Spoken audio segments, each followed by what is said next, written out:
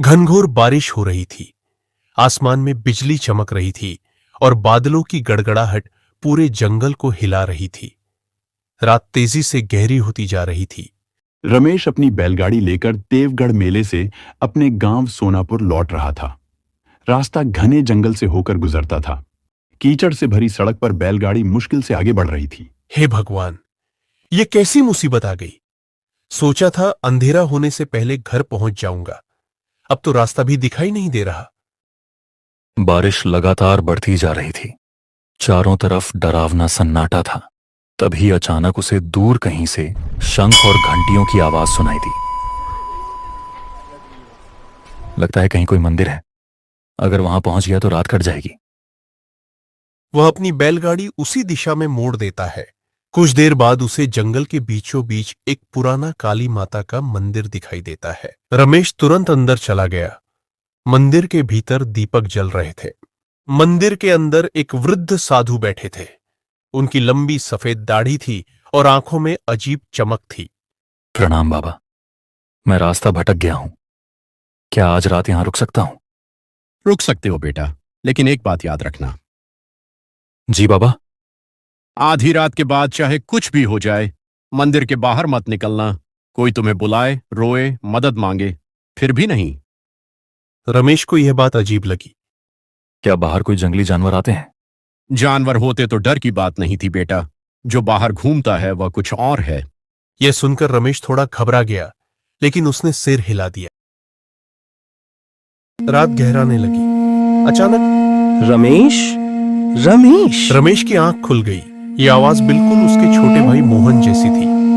भैया, मुझे बचाओ, मैं रास्ता भूल गया हूं। रमेश घबरा गया। मोहन, वह यहां कैसे आ सकता है? फिर आवाज और करीब आने लगी।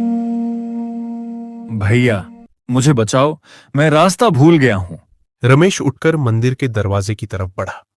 तभी पीछे से बाबा ने रमेश का हाथ पकड़ लिया। रुक जाओ। बाबा, बहार मेरा भाई है।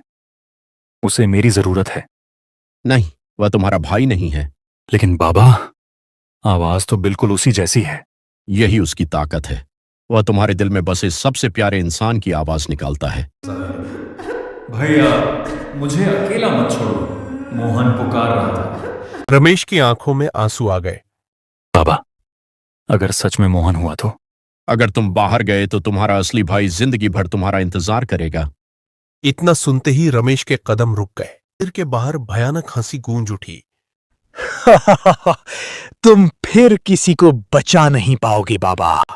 मंदिर की दीवारें तक कांपने लगी। बाबा तुरंत माता की मूर्ति के सामने बैठ गए। जय काली माता, जय काली माता, जय काली माता। मंत्रों की आवाज पूरे मंदिर में फैल गई। बाहर की चीखें और हंसी धीरे धीरे कमजोर होने लगी। फिर अचानक सब शांत हो गया। सुबह जब सूरज निकला तो रमेश ने मंदिर के बाहर देखा। मिट्टी पर पांव के निशान बने हुए थे। ऐसा लग रहा था जैसे कोई पूरी रात मंदिर के चारों ओर घूमता रहा हो। बाबा, ये क्या था? कई साल पहले इस जंगल में एक युवक खो गया था। उसकी बहन उसे खोजते खोजते यहीं मर गई। उसकी बेचैन आत्मा अब भी भटकती है, लेकिन समय के साथ उसका दुख अंधकार बन गया। अब वह दूसरों को भी अपने साथ ले जाना चाहती है। अगर मैं बाहर चला जाता तो? फिर सुबह तुम्हारी बैलगाड़ी यहां मिलती, लेकिन तुम नहीं। रमेश के रोंगटे खड़े हो गए।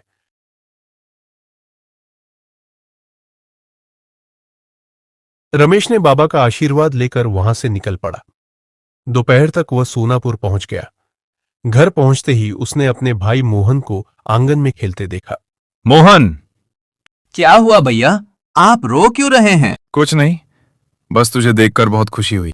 उस दिन के बाद गांव वालों ने उस जंगल के रास्ते पर रात में जाना छोड़ दिया।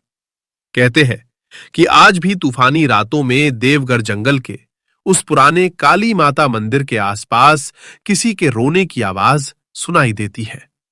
लेकिन जो लोग उस आवाज के पीछे जाते हैं, वे कभी वापस नहीं लौटते।